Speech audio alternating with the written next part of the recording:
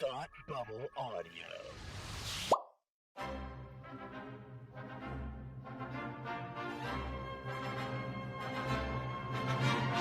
Look, up in the sky! You will never find the more wretched hive of scum and villainy. Welcome to Beer with Geeks with Tim and Frank. Who are you? I'm Batman. I am Iron Man. Your friendly neighborhood Spider-Man. Hi, Christopher. I'm Nero. My name is Inigo Montoya. You're a wizard, Harry. A couple of guys with a couple of beers and a whole lot of pop culture nostalgia. Make it so, number one. Ladies and gentlemen, the Beatles. Named the dog Indiana. Life finds a way. I am serious. And don't call me Shirley. Now sit back and crack open a cold one, because it's time for Beer with Geeks. It comes in paints? Shaken, not stirred. Great Scott! I was way off. I knew it started with an S, though.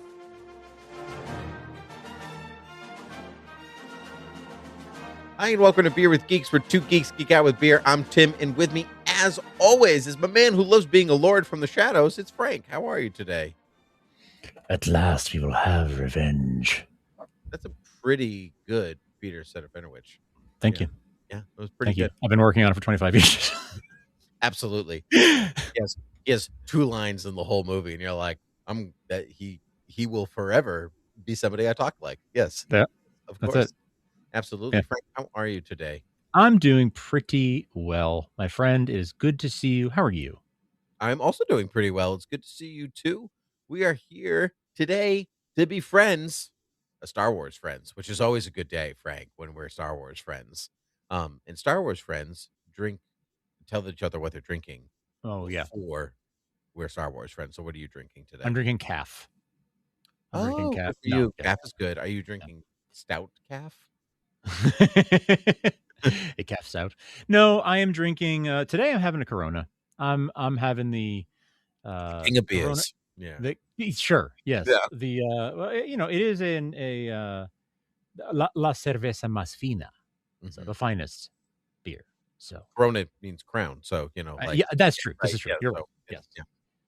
Yes. So it is in that sense the king of beers. The But yeah, king of beers. nothing especially exciting tonight for me. But you know what? I like a cerveza every now and then. Yeah, And it is Cinco de Mayo, and that's my real reason as we record this. What a That good I reason. just snatched victory from the jaws of defeat, and that's the reason. That is a really excellent reason. Good for you. Did you put the lime, or did you have a lime, or no? I don't have a lime. I'm limeless. That's okay. I'm not in the limelight. Well, that's okay. What are you gonna do, Yeah. Frank? I know that today, like you said, is Cinco de Mayo, so I'm drinking a Czech amber lager. Yeah, that was all I had going for me today. This is from Buttonwoods Brewery. This is their Czech amber lager with a Nokia. Check this out. On the sides, Buttonwood Brewery is in Providence, Rhode Island. Nice. They're only about 10 years old, the brewery itself. Haven't been Oh, nice. a long time. It's good. It's nice and refreshing. It's pretty light for the Czech amber. It's not too hoppy. It's just the kind of the right amount for a 55-degree night. You know what I mean? Love it. Yeah. A good spring evening beer. Exactly. Yep. Exactly. Yep. Because The kind of thing. Republic, it's always spring. Is it though? I mean, in the New Republic, yes, but in the Empire, I don't think so. I was watching the latest season of Shrinking with my wife last night. Yeah, so I good. love Shrinking, and I was laughing drinking this Czech one because one of the characters was trying to prove that he is not old. Like a classic storyline if there ever was one. And Yes. someone was like, "You still call it Czechoslovakia?" Yes. I was like, "Why? What happened?" Why? What happened? It was so good. Was it Derek? No, it's not Derek. It's the lawyer friend there. What's his name? Yeah. Yeah, I don't remember his name, but Yeah, no, I don't know. Yeah. I can't remember his name. Brian. Brian, that's it. Yeah. So, but yeah, it was Brian, and it's just it's a great show. If you haven't watched Shrinking, do yourself a favor and watch Shrinking, especially It's if you were, say, Ted Lasso fan. Yes. That's basically the same creators as Ted Lasso. It is. and so it is well worth your time and attention. Yeah. Yeah, And I just recently learned that evidently they had planned a 3-season arc for this show, and they were going to be like, "Yeah, we're done." But Apple was like, "Please, please." And so they're like, "Okay, fine, we'll continue it." But like we told that is the arc that they wanted to tell. They just wrapped it up, and knowing that they were already greenlit for more seasons, they're like, "Well, we will transition into telling some other stories." I think that's why some of the characters have been leaving or sure. going Yeah, elsewhere, is so they can focus on some different characters. that makes sense. Maybe some of the same characters, but some new ones as well. I actually I knew it was a 3-season, like, Mhm. this is the story they wanted to tell, we told it. I did not know they were coming back for more. They are. They're apparently Fascinating. coming back for more. Yeah, They're basically the way Ted Lasso ended and is now coming back anyway. sure. They just sort of short circuited that, and they were like, "Let's just why don't you do the same thing you're doing with Ted Lasso, which is like tell a slightly different story that um that overlaps with the one you already told in some ways. That's So good. why don't you go ahead and do that without the like 5-year gap in between?" Yeah. And they were like, "Sure, we'll just Wow, has do it been that long? Really? something For like Ted that." Yeah, Lasso? I Wow. think so. Close. Man, I love that show. Gotta Oh, watch that one again. Yeah, yeah. I'm happy it's coming back. I will. Yes, me too. Me too. I was skeptical about it at first, but I'm feeling better about it these days. So anyway, tangent into Ted Lasso and shrinking, but yeah, so good. They're so good. Highly recommend. Yeah. Also really good is Maul Shadow Lord. Frank, it's so good. It's I so can't good, dude. I can't even we have not been talking about it because you were not watching, like, week to week. No, I wasn't for a while, and then I caught up last week and just in time to watch the finale on May the 4th. So Yeah, it's so good. I have not felt this way about Star Wars being so good in a very long time. yeah, Yeah, I mean, there's been very good Star Wars, don't get me wrong.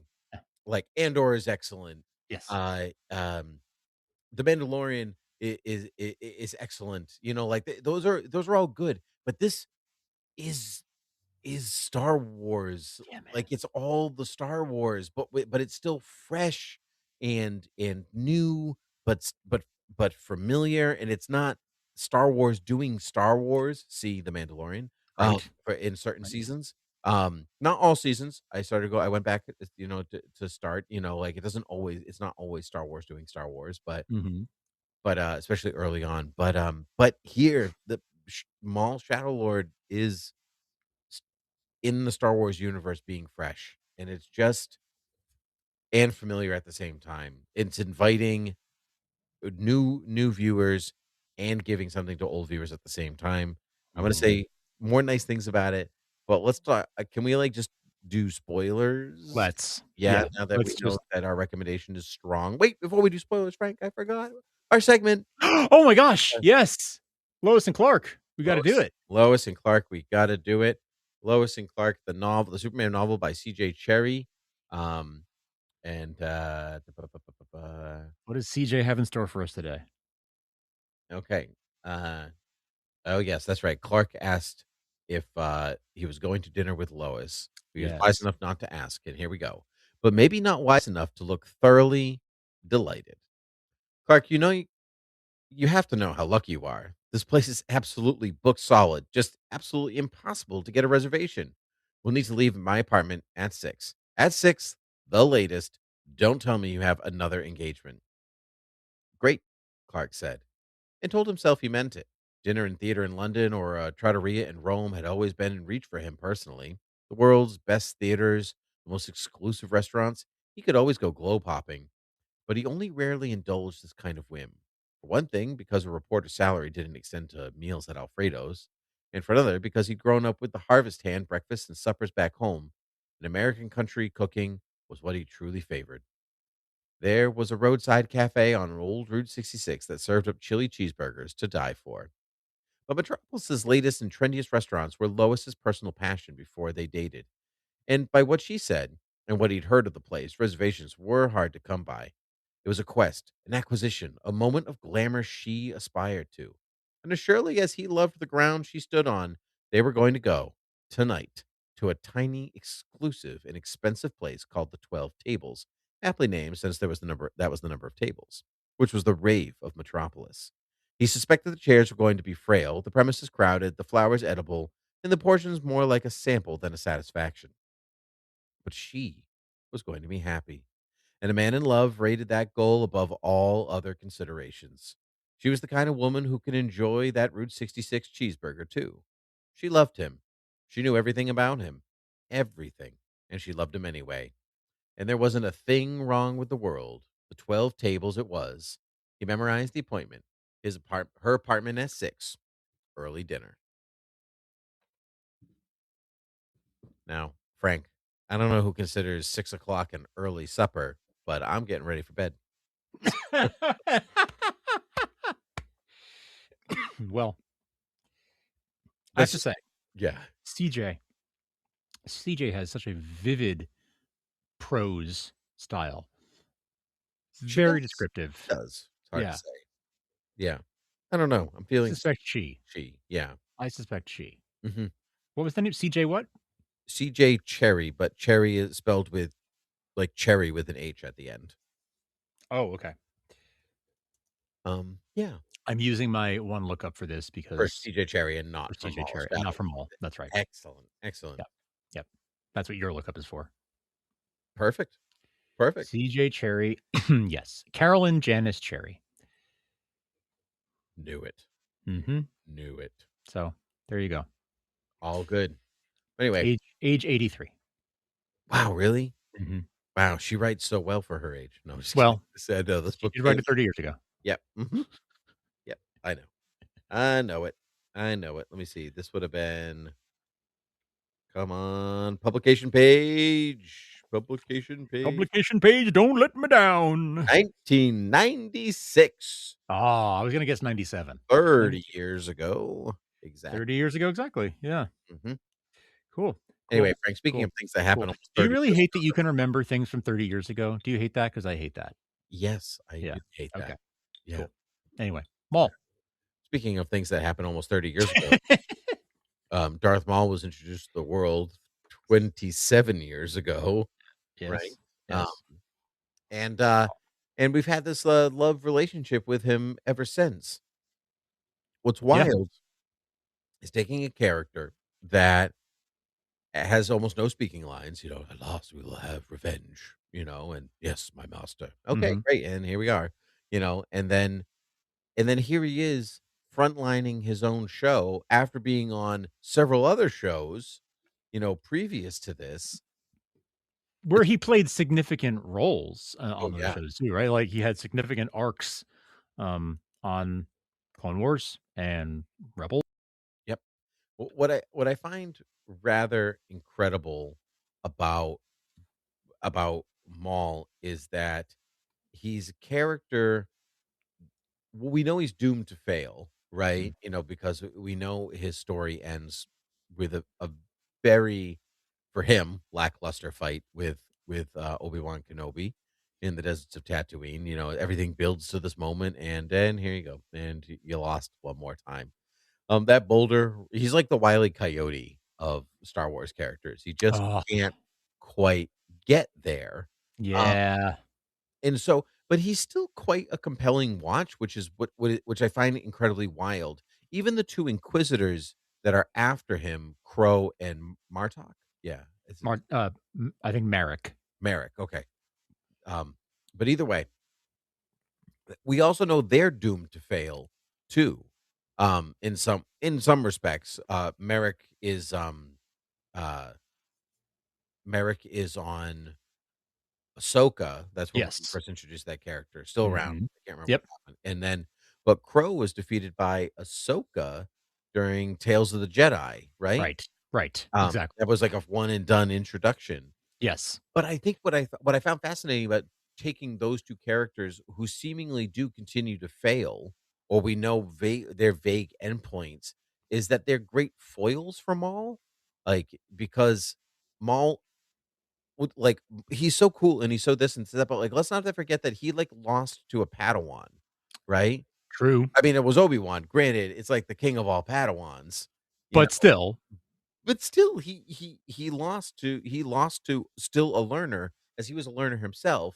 and then his hubris has just never really faded, I guess, and ebbed, and that's like, but like the show is like it like takes him down a couple of pegs where we think that he can do anything except that he always fails. Um, and so like, and then then when you finally get him up against a couple of Inquisitors, he's obviously great because he can take both of them at the same time and survive, but not well enough to like flat out win. Yeah. In the end, he's kind of small potatoes, and like he's not Vader, like as Right. like we said, like Vader's almost bored fighting him. Yeah. Yeah, Yeah. Doesn't speak a single word, Vader, no, the entire time no, he's on screen. He's totally beneath him. yeah, it's beneath him. He's like, I shouldn't even have to be here. Mhm. I was supposed to be on Hoth today, Right, taking I a wasn't vacation, but I wasn't supposed to be here today. okay, thank you. Like, yeah, Yes. yeah. So I just think that's great, but like to basically make a show about a loser, and but he's still somehow so cool and watchable and still has some kind of deep impact on the Star Wars universe. I'm here for it. Oh yeah. Oh yeah. Something I really enjoyed about this show and really appreciated about this show was it actually really flips the anti-hero thing on its head. Like it doesn't do the typical the typical anti-hero tale where or the typical anti-hero POV where like you want they want you to root for him because you want to be that badass or whatever, right? Mhm. But the thing about Maul is you're not rooting for him because you want to be like him. At least I hope not. But like he is a bad guy, but he's a bad guy whose motives you understand.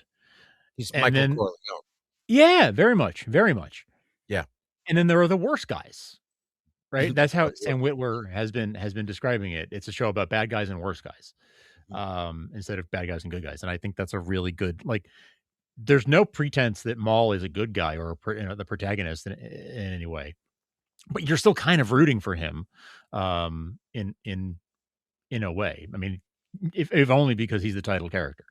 So it's a very, very, I like that perspective and that change. Like I very much am the kind of guy who like likes to see good guys be good, but sometimes it is kind of nice to see like good guys being good, but also like bad guys being bad. And not needing to pretend like that he's more sympathetic than he really is. I agree. It's a show about it's a show about Maul is a character who makes a Faustian deal, right? He makes the Mhm. deal with the devil and it backfires because he made the deal with the devil, Right. Darth Sidious. So then his whole thing is saying that like you got to break out of the shackles of that, but then he just redoes the same thing over again to other people over Right. and over and over again. He just makes his own Faustian bargains. Like it's like, what happened to me is terrible. So I'm going to do that to you as well. But I'm not going to see it as something terrible. Yeah. Like I've been thinking about that too. Like him trying to get Devin as his apprentice is exactly what he's trying to get revenge on Sidious Correct. for. Well, so like he So says to Devin very early in episode 2 or 3, where he's like, "You have been basically like brainwashed by the Jedi. You only growing up. You grew up only knowing what they taught you, and you have to break out of the shackles of that thing." But like Maul, you want to take really, a really, second? Maul, really, Yeah, you don't tell us say. more.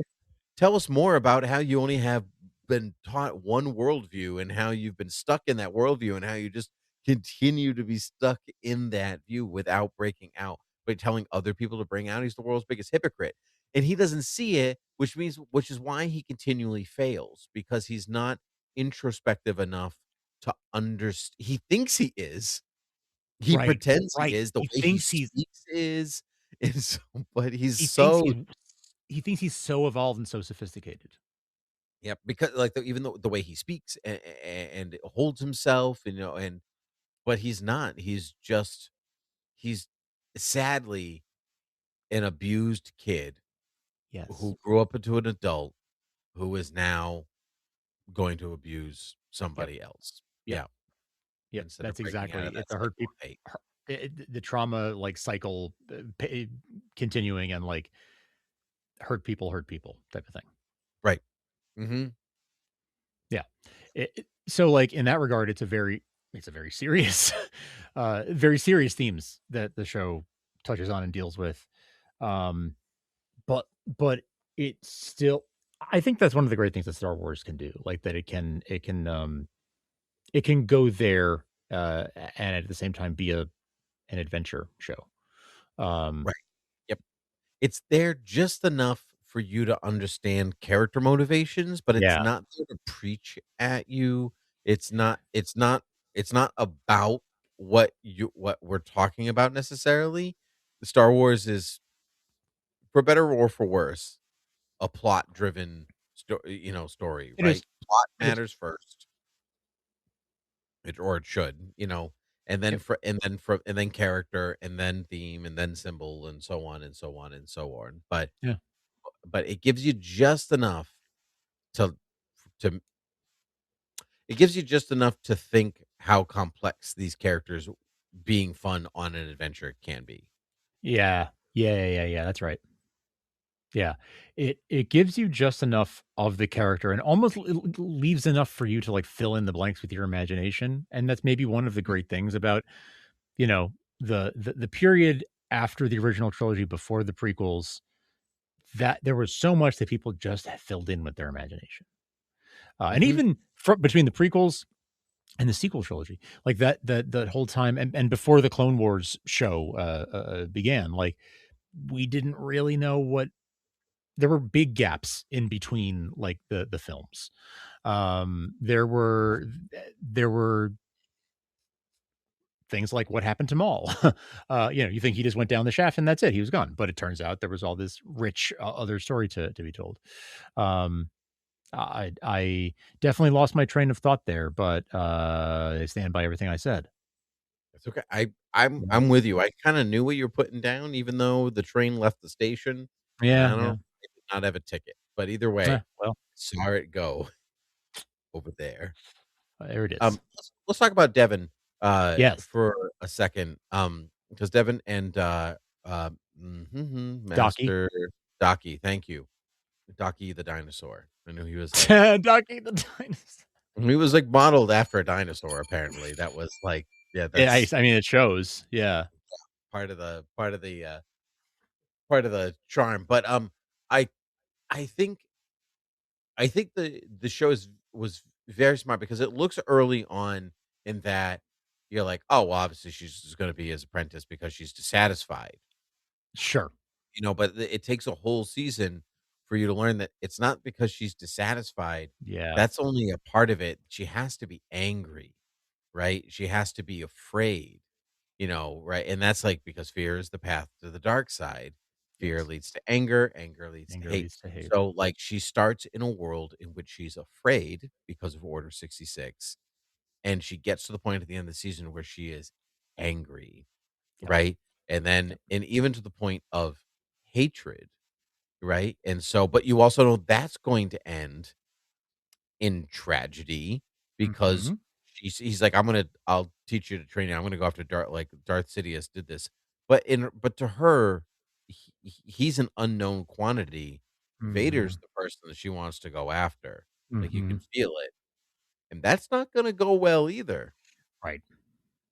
So I think I think that um I think that the show sets up doomed sidekicks very well. It Like, it does, sets up doesn't the it? characters just enough to be like, they are here to propel you forward. Like, Maul's whole camaraderie of characters gets it, um, because they need to propel him to a place of desperation, right? And so, Mhm. like, you have to get to the place where, like, and you're alone again, Mhm, mhm, where you mhm. were before, because that boulder's gonna come rolling back down the hill at you every time. Yep. Yeah. Yeah. Um, what about, Captain Lawson? and his Oh, son. Captain Lawson. And 2 boots. And 2 boots. I didn't recognize him without the boots or the red arm. Such a funny. You know, and I was really wondering, is this is the 2 boots thing, is that a nickname or is that his real name? And then it turned out his name was TB0T. I'm sorry, 2B0T. Yep. I'm like, oh, that's clever. Okay. So we go from like 2 bot to 2 boots. All right, I see it. And then they gave him boots and cute. It's cute. Anyway, Lawson, I think is a I really liked him as a he was a look, I mean, his name is literally Law. Son of the law. Right. Son of the law. Yeah. Right. Mhm. It's very clear like who he is. Yep. They're right there with it as on the nose as Nicodemus. Just boom, right there. Yep. So they telegraph right there who he is. But he lives up to it, and he is, you know, good guy being good guy trying to do the right thing. He wants to he's a good cop, he's a good detective, he wants to do the right thing by his son. I am not convinced he's gone. He's so not gone. Yeah, I don't think he's gone. Listen, look, in a show, if I may, this was my only qualm with the show. In a show where Nicodemus, who we could also call Narcodemus if you wanted to be a little bit more on the nose. Nice. Right? You could see the blaster bolts through him. Right? But then, and stormtroopers get taken out with one blaster here, one blaster there, whatever. He gets shot twice and just keeps walking. And that happened to some other another character too. I can't remember who. And I was like, that's very inconsistent. Was it one of the other Zabraks? I think so. Yeah. Yes, it was. Yeah, right. Until the end. Yeah, when he dove off the side. Yes, exactly. Yes. I clocked that too. Yeah. And I was like, wow, that's like, what is that? Like, you know what I noticed about both of those? They got shot in the shoulder in both those cases. So it was like more of like a flesh wound. Sure. Whereas I guess the stormtroopers are getting more like direct hits to the heart or something. I'll take it. Yeah, I mean, we know their armor means absolutely nothing. It nothing. is for show and nothing and nothing more. It's 3D printed. That's it. Yeah, yeah. Your thick wool sweater has a better chance of stopping a black bolt than stormtrooper armor. Yeah, yeah. I put that money into a nice Fair Isle sweater. It'll yeah, you'll be fine. Yeah, it'll serve you. Make really nice ones. You can throw that on. Yeah, that was the only thing that but I guess if it was shoulder, I will accept it. It just felt inconsistent. But listen, if a character gets shot, but you don't see him fall and he runs into the mist, well, I'm going to live to see another day if I've ever seen it before. I want to remind you that this show is named after someone who we watched get chopped in half. Correct. Well done. Well said. Now, but here's with that. I think so. His son, whose name I cannot remember. Yeah, I don't remember. Starts with an E, maybe? I don't know. I'll use my It's like a very normal name too. Yes, it's not even like a Star Wars name. It's like Ethan or something. Yeah, it's like I can't even think of a normal name, right? Yeah. I'm like, yeah. It's like Blake? Is it Blake? Brander. No, that's why. No, Brander is Brander's the Captain Lawson. Please. Brander was my father. Rock, Cabriz, Scorn, Officer Wade, Rook, Karis, Luty, 2 Boots, Devin, Maul. Why can't I find you? It might be Blake. Brander, Rook, Riley. It's Riley. Riley. That's it. It is Riley, and it is a very, very normal name. It's a little too earthy for me, honestly. Like as much as we have Luke and stuff, and like we have Luke, Leia, and Han, the very Earth names. I mean, Han, not so much. Yeah, but sure. But Luke and Leia, Luke and Leia, sure, especially Luke, I think. But like, so sure, yes, we do have those, but Riley just feels like, you know what? It feels very American specifically. Oh, and sure. I think that's what takes me out of it. Is that doesn't feel like Luke goes back to antiquity, right? Like. Sure. But his last name is Lawson. That doesn't feel. I mean, that's also very on the nose. Yeah. Yeah. So I'm gonna roll with it.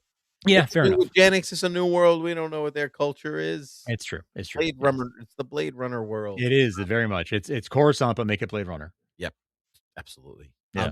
So anyway, so like Riley's a good kid. He's obviously got feelings for Devin, right? And so, but she's going to be in a place of hate. Now with Maul in kind of this weird precarious situation, Mm-hmm. thinking his dad is dead. So we're gonna watch. Like I feel like we're gonna watch his descent as well, Mm-hmm. only for Lawson to return. And does Riley recover from that? Because if you notice, Riley, I really appreciated this, that he wasn't using blaster bolts; he was using the stun set. Yes, I noticed that. Yes. Yeah, I love that. Like he's a good kid. He's like, I'm just not immediately going to kill a bunch of stormtroopers. I'm just going to stun them, and everything will be okay. Which begs the question: why don't we do that more? Like truly, yeah. You can do that. I think Yeah. it's not as immediate. I think you have to let it charge or whatever, right? Sure. Yeah. I think you're right. They're not ever always flying, but I don't know. I just watch that. So we're gonna watch the descent of Devin and Riley.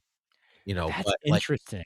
But Riley's gonna have somebody that could pull him back, but not Devin. But Devin won't, which will put them at odds too. Because I was gonna say, I wonder if it's more.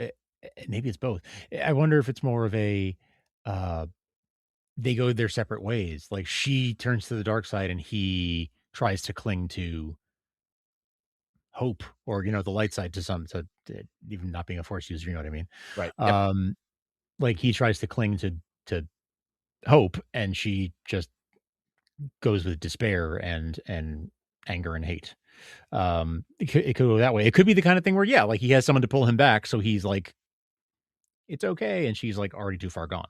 Right, which already would make her even more resentful, right? In some way, because she doesn't have that, right? Because her whole world has collapsed around her. You can't blame her in some ways. It would be. I'm not sure, but I think I had a thought earlier about it today, and I you know what I mean. I didn't write it down, so therefore I lost it. Gone. Yeah. But I'm sure it was profound.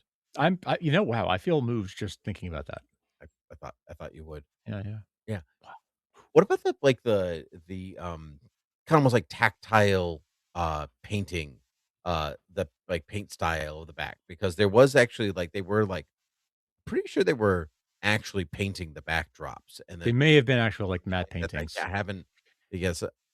I did see this something where Star Wars is kind of built on the tactile, like you want it to feel real, and so, but also created at the same time, it's not real, but it is at the same time.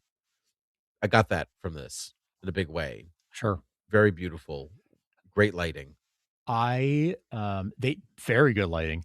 The CG, think about when you first saw Clone Wars, right, which is the introduction of that general animation style to Star Wars, right? We're still sort of in a Clone Wars influenced animation style. It's evolved, but it's still sort of in the same family, right? That's the first time we saw it back in 2007. And think about how they talk about the hair looked like helmets of hair and everything. And now it looks almost photorealistic sometimes. Yep. It's amazing how far they have come in almost 20 years of iterating on that style. It's phenomenal. And I love that they still work in there was some practical stuff in there. When we saw Maul's flashback to the stuff with Sidious and with Savage Opress and a lot of that stuff, they actually projected it onto a smoke screen and filmed that to give it a smoky effect. They were there. That's an actual practical effect in an animated piece. I love that they did that. It's Sam Witwer. I watched an interview with him, and he was talking about early on how Dave Filoni came in and was like, all right, we have to be better. And that was kind of his thing. And everyone was like, well, we're already good. Yeah. Like, it's already like, "We're already good." He's like, We're already good, and we're gonna be better." Mhm. Like, in Mm. that and I was like, "And it worked." Like, 'cause it really went back to that they were not resting on their laurels. Like, there was a Yeah. really innovative way of doing things here. But even in the story, in the animation, like, the sound effects, whatever, right across the board, they went for it and told a Mhm. really good story that is not over yet. Yeah, exactly. Exactly. The score too was very Star Wars. Very Star Very.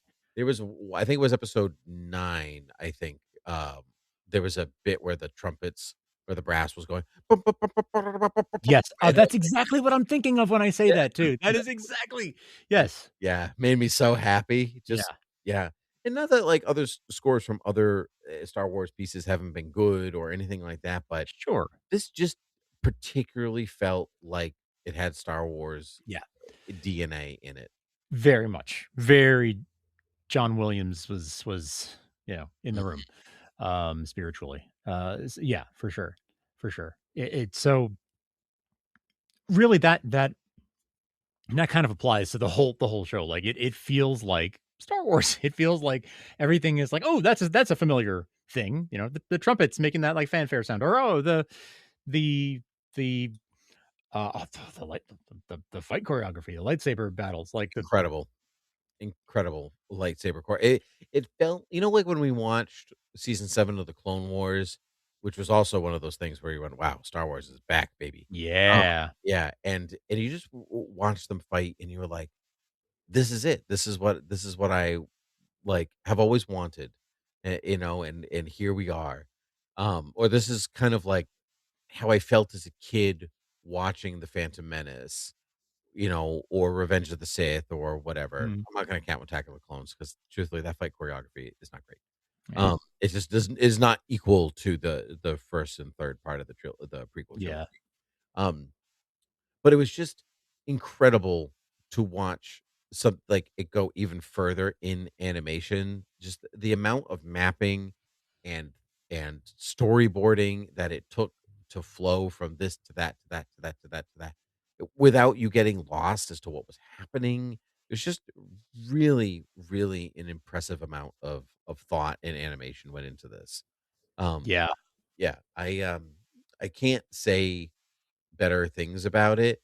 Like, there's so much Star Wars content out there. Like, it's the to be like, oh, this is in my top 3 Star Wars of all time now. I just can't do it. There's just too. I can't do it, mom. There's just too much Star Wars out there.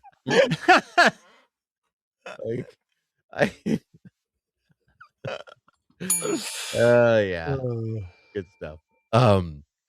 It's impossible, and so but as it is. far as, even Star Wars animation, there's so much good stuff out there now. But I would just say that it just makes me really happy to watch something that clearly people loved making, that, Yes.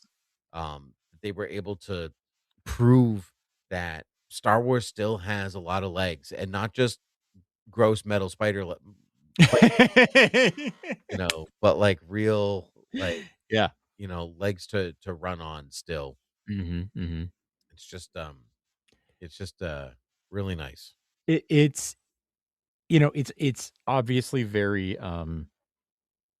there's a whole creative team, um, behind this, and it obviously goes far beyond Dave Filoni, but it is very much in the Filoni sort of tradition and style, and I I imagine sort of like the production sort of system that he has, established in some of his prior shows has carried into this one. And it just bodes well for the sort of Filoni era of Lucasfilm, I agree. with him at the helm, right? It is a good, like, okay, here's the first, obviously he's been working on this for a couple of years, or the team has. Um, but here's something that we know is very much near and dear to his heart. That is one of the first things released under his, I guess, has he officially taken the role yet? I guess not, Yes, but yeah, I think it was when has they he? announced it, he was kind of already in it, Okay. and so, I mean, like, obviously, it takes a couple years for these things to get made. Yeah, yeah, of course. So it's been in the pipeline for quite some time, It but is, but I think he had, like, creative control in the pipeline here. yeah, Like, we're yeah, just yeah. here we are, we're going in, we're doing it. And what I did, it was that interview with Sam Witwer that I watched where he talked about how, Dave wasn't really show running, like he was doing Yeah. a bunch of other things and whatever else. So, but he would come in and be like, everyone, this is great, make it bigger, make it better. This is what we're going to do. Try this, do this. And he just kept pushing different ways to You know what? out. He's the George now. That's what Yes. George Lucas was doing in Clone Wars. Like he would come to those meetings and be like, make this bigger, make this faster, more intense, whatever. And then Dave and the team would go off and do it. And like now the learner has become the master, I guess. Yeah. Yeah. But I mean, which is awesome for him. I mean, we knew that he would get there. I mean, he's been there for so long, but like I have gone on the record saying that I like Clone Wars. I don't love it. Same. Rebels, I don't love it. This I love. I love this. And truthfully, Maul has never been like my guy. I've never. No, me neither. I mean, like in Phantom Menace, like I was like, of course, I was a 10-year-old boy. I was all about it. But like, but yeah, like beyond that, like yeah, no, it hasn't been like. Some people like sort of idolize him to the level of like Boba Fett, kind of, that level of, which also I was not. I was sort of like him. I mean, like he's cool, sure, but he looks cool, yeah. But yeah, like the lore that's sort of built up around something like that. I was not that kid either for Maul. Right, but didn't have a Maul lunchbox. You know what I mean? No, exactly. And I think, but this show gave me what I think everybody else has been saying, where I kind of go, I see now. I see why this character is so attractive to you. And maybe it's attractive to you for completely different reasons than me, but at least we can agree that he is a character worth putting on a pedestal, a bit like leveling off, no different than like how we would put Vader or Luke or Obi-Wan or Padme or whatever. Like here these dimensional characters. Let's throw them up here and examining that character under a as magnifying glass, just being a cool looking character that dies early on. Exactly. No, worth it. I mean, obviously Dave saw that very early, and he loves Maul clearly. And we're all better for it, apparently. Yeah, agreed. Yeah. And like, Dave has been responsible for filling in so much of Maul's like timeline, right? Like he's gone to different eras of his timeline and filled them all in. Sort of like it's like his personal mission to tell that story and wherever he needs to do it, in whatever show he needs to do it. And it's like, fine, I'll give him his own show and finish it there. Yep. Did you know, actually this is fun. Did you know that Sam Witwer he played Maul, but he also did Savage and Darth Sidious in the flashback? I just think that's awesome. It's so cool, right? Yeah. Yeah. Because he did Sidious in the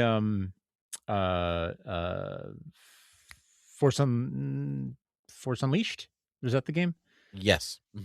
He was the voice of the main character. Yes, he was. Yeah, he did the mocap and all that. Yep, exactly. But he also did Sidious for that too. Something Star Killer. Yeah. I think it was just Star Killer, wasn't it? Or was it just Star Killer? I think it might have been just Star Killer for that one, yeah. Yeah. Oh man, good time. But you're thinking of Deke Star Killer, which was the name from the original that's it. Script. Yeah. Original Luke Skywalker. Man, what a time. Glad that was not how that turned out. Yeah, really. Yeah. Well, one thing I want to leave with Vader's appearance in episode 9 and then and everything in episode 10 with him not saying anything. Would you have liked him to say something? I expected him to say something. And I was thinking about like, oh wow, first time we're seeing Darth Vader since the passing of James Earl Jones. Will they use the AI thing that he gave them the rights to? Yep. Was sort of waiting for that. And then he didn't say anything, which was, kind of like it was impactful in for him. He doesn't need to say less is more. So it was impactful in that way, but I was expecting him to say something. Yeah. Yeah. I thought him not saying anything was a great way to taunt Maul, who's very talkative. Yeah. And I just, for him to be like, who are you? You're not like, and he's like, I'm not even going to deem this with a response because I don't care. Like, I just don't care about you. Mm-hmm. But as far as the animation is concerned, I just want to say that I think Darth Vader's movements are very hindered, right? As we know, like Yes. watch A New Hope and Empire Strikes Back and whatever, like just because the suit was, very constricting. But it's incredible that they were able to turn something that where like he could barely move into choreography that amounts to him being a powerhouse that he doesn't even have to move, and that's Mm-hmm. why he doesn't. Mm-hmm. Amazing. It like reframes how I like think about the fight in Empire Strikes Back a little bit. Yeah. Because he's like, I don't have to do anything. Mm-hmm. I'm Mm-hmm. like he like one because he like one hands Luke the entire time. He's Right. whatever. And it's only when Luke actually is like continues to survive that he's like, all right, two hands. Right. I'll use two hands. And he actually like was like struggles by the end. Like Luke gets a hit in, which Of is course, yeah. incredibly hard. And and Luke's so strong in the Force that like this is basically the only reason he can survive. Slash Vader lets him live because he wants to have the daddy son talk. Sure. But I liked him not speaking. But it did occur to me while I was watching. I was like, does he not speak because it's painful? I think I put this in Yeah, you meant, yeah. but I'll put this out in the podcast that like Vader obviously slows down as the years go on because of his extensive injuries. And so he's just but like moving around and lumbering, it can't be comfortable. Plus the fighting, which despite him like be almost like being like, this is all beneath me, he still has to exert some kind of energy to fight Jedi, a Padawan, and Maul. So um so I think like in some ways speaking is like that's just a little too much for me. So I'm going to use it to my advantage in that like it's going to look like I am super awesome and not talking to you, but I'm actually maybe a little tired Mm. and I don't want to exert the energy that it takes in order to get this out there because he becomes less and less effective as he ages up. Yeah, I had never thought about that before you said that in a text the other night. And He's got the black lung, like that can't be good for speaking. sure. Yeah. Yeah. I love this headcanon. Yep. I love a Yep. good headcanon, Frank. I love a good headcanon, man. Yeah. Headcanon. Absolutely. It's fun. It's fun for me to have my own headcanon and be like, because this thing is happening. Mhm. It just makes, like you said, it lets you fill in the gaps. Like Star Wars lets you fill in the gaps, which is Yeah. one of the joys of Star Wars, filling in the Mhm. gaps. And this show does that well, but um, a lot of Star Wars does that really well. But it is what is so fun about being a fan. Imagining Yes. the stuff on the side. It's Mhm. great. Yeah, Frank. What else is great? Where people can find us. Yeah, you can head on over to beerwithgeeks.com and check out, gosh, everything we've said about Star Wars in the 35 years we've been doing this show. And you can also head over to Apple Podcasts or Spotify or YouTube, wherever you get your podcasts, and find Beer with Geeks there. You can rate and review us there. You can subscribe and like and follow and everything else. And I said rate and review. Yeah. So please and tell a friend. Please tell all your friends. Tell all your friends that Lord Maul Shao, Lord the Shadow Monster. What is this show called? We've been doing this. Shadow Monster. That's it. Yeah, Lord the Shadow Monster. That's the one. It's a great show. It's really tremendous. Couldn't ask for a better Star Wars show. Maul Shadow Lord. Good stuff. Is he the Shadow Lord? Is Vader the Shadow Lord? Just putting that out there. Docky called Maul the Shadow Lord at one point. He did, not knowing that the Inquisitors answered to a different Shadow Lord. This is true. Because he's a lord without a kingdom. Just putting that out there. True. Yeah. So I guess then Vader was the real Phantom Menace. No. But I guess he was in that hologram when we saw the Inquisitor. Yeah, because I was convinced it was Sidious. That's what I thought too. Because actually, it's funny because when I knew Sam Witwer did the voice, I was like, oh well, or Sam Witwer does a great Palpatine, so he'll probably just do Palpatine. Right. when we see him, but we did not see him. Yep. Yeah. Yeah. Actually, truthfully, I'll take Vader over Palpatine. I So, mean, yeah. And we got Palpatine in flashback, so good enough. excellent. So good. Frank, it was great to talk to you as always. Until next time, cheers. Cheers. Happy Revenge of the 6th.